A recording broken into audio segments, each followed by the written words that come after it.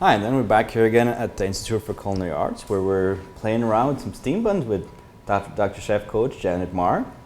Thank you for being with us today. You're welcome. Okay, so we're making steam buns. Right, so our dough is done. Wonderful. So now we are gonna prepare some filling and a dipping sauce. Wonderful. So basically you can fill it with just about anything. Like it can be straight vegetable, it can be like a ground meat type base. For this one today, we got some smoked turkey. Figured that'll work out pretty good. But like you can grill up some steaks and chop it up and fill it in there. Like what do you see more kind of traditionally like? Well, I'm Chinese, so most of the filling that I grew up with would be pork or chicken. Yeah. And the vegetable, if we call it vegetable, would be chopped mushroom, some bamboo shoot, water chestnut. In some could be shredded cabbage, which is common, and scallion. Yeah. Or green onion. But steamed bun could also be sweet, and the most traditional sweet filling is what we call the red bean paste, which you can now buy in the grocery store. The Asian grocery store, they sell them in bags. Yeah. In the refrigerator section, or it's canned.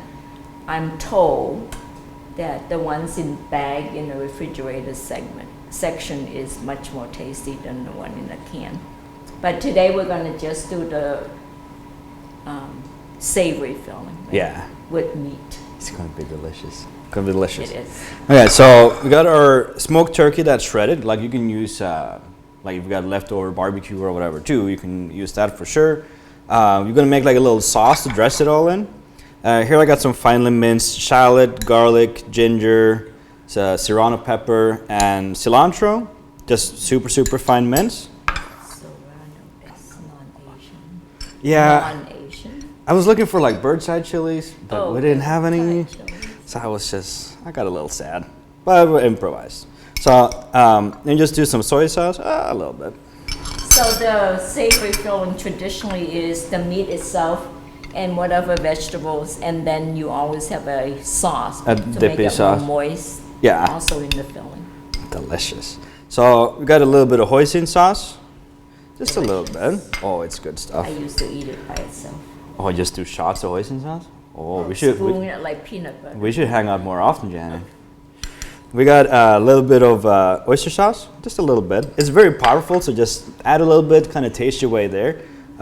It's really kind of up to your own taste buds. We got a little bit of sesame oil. Whoop. Sesame seed oil is very strong, so it's actually more of a flavoring rather than anything. Yeah, it's good stuff. And then here we got that wonderful red bean paste. Like it looks really funky, but a little bit really just kind of helps tighten up the sauce, and it's kind of helps counter all the saltiness that got in the other sauces. So this red bean paste is not sweet, it's actually fermented and a little salty. Yeah, it's good stuff. We got a little bit of rice bran vinegar, just a little bit in a dash. And then we'll stir it all together, and then we'll kind of see where we're at. Just make sure that you kind of smush up the red bean paste, just so somebody don't bite into a steam bun and just find, oh, I just got red bean pasted. So just stir it up. And like you can add other stuff to it as well. Like you can kind of wing it. You can add like a little bit of lime juice is good. If you heat the soy sauce, you can add like lime leaves in there. Kind of let it steep a little bit. It makes it quite delicious. By adding those, you can go to different areas of Asia. If you do a little lime leaf, which is kaffir leaf, then you go Southeast Asian. And if you do lemongrass, for instance, instead of ginger, then you go Vietnamese. Yeah. So. It's a lot of delicious. So I'm just gonna add a little bit of this, because this is going to be mainly the dipping sauce. But I'm just gonna add a little bit to meat, just kind of season it up a little bit. And then we just kind of stir it in. We don't want it to really overpower the meat, just kind of help accent it a little bit. And you can mix this ahead of time too, and kind of marinate it, and then roast it afterwards. Like you can do can do all sorts of ways. Right there. And we just kind of let that sit and do its jolly little thing. And then I think you're the master of... We'll see, we'll see. Oh, you're the master. So the next task is to make the bun. So we have this risen dough. So we're just gonna basically cut them into portions, size. How big a bun you make depends. It's all a matter of personal preference and what occasion it is that you're doing. Yeah. So you can do little ones like a piece of dough. You can, for small, like hors d'oeuvre size, you can do a piece of dough that's about walnut size or you can do a golf ball size one for regular. Yeah. So you basically cut it up and. So you can weigh these out as well, like if you want it to be, Yes. because they're gonna swell up against once you start steaming them and. Right. So basically, you want to cut these up into portions of your choice, and then you can do one or two things. Normally, I would just press this out by hand. Yeah. And you basically form it into a slightly flattened, maybe a half-inch thick disc. And the shape doesn't really matter. It doesn't have to be absolutely round. It just needs to be flat. Big enough to hold the filling that you want, or you can put it out on a lightly floured surface and roll it out. Yeah. You can do all this before. You can roll out all the discs at once and then fill them, or you can do them one at a time. You can just freeze them like discs like that, and then just pull them out when you need them, and awesome. So everything can be done in steps. Because you can kind of both use it as an appetizer, or an entree, or a dessert, or like it's just so versatile. Exactly. And delicious. So about this side, now you have one or two choices. After this is done, you can then put your dough, roll out dough in the palm of your hand and cradle it and then fill in the hand. Mm-hmm. Or you can, if doing that is not your thing, you can roll it out, put your filling in the middle. Yeah. Like we'll try one of each. So then the next thing you want to do is fill. How much filling you want to put into a bun, it's all up to you. I'm, for instance, always fill less than what he desires. Every time I give him a sample, he says, more filling. So now I'm going to try to stuff it. So, a spoonful is fine. But whatever it is that you don't want to put so much in that it'll break out of your dough. So after this, so you put your filling in here, and then if you don't want to touch it, then just gather the pieces and just together and it. then pinch it together. And then form a little round like this. And then turn it upside down and just cradle it in the palms of your hand and make it slightly round.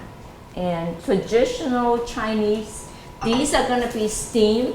So in order to steam it, you have a steamer basket, and every one of these buns should have a little piece of parchment paper, if you have it, or wax paper that your bun sits on. This is to prevent the bun from sticking onto the bottom of the steamer.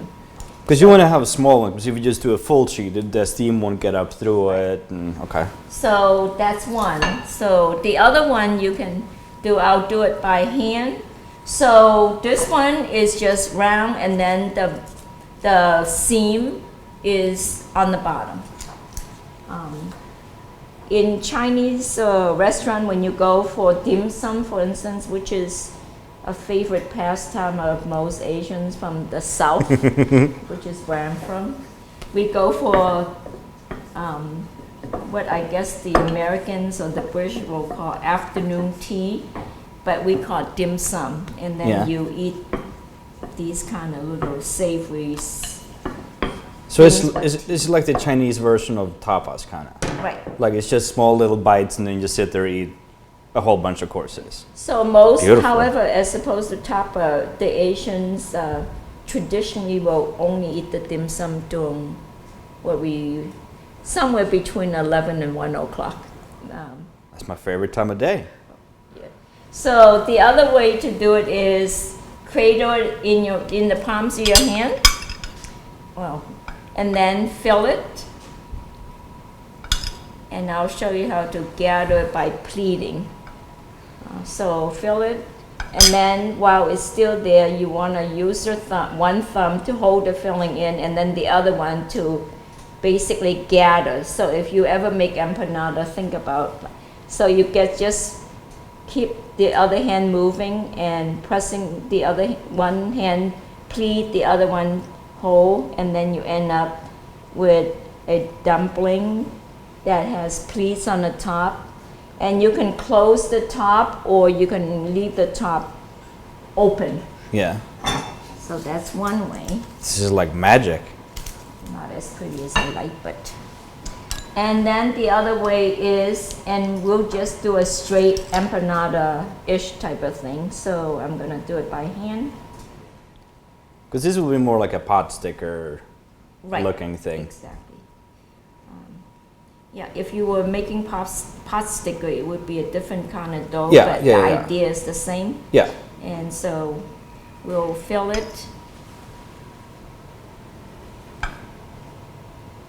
We'll put a lot more filling in to it. And then you just want to fold it in half. Oh, that's a chunk of filling. Well, you want it full, so try to. I just didn't think you were listening. I always listened. Oh. And then you sort of like a crescent shape, and then you just pleat the edges together.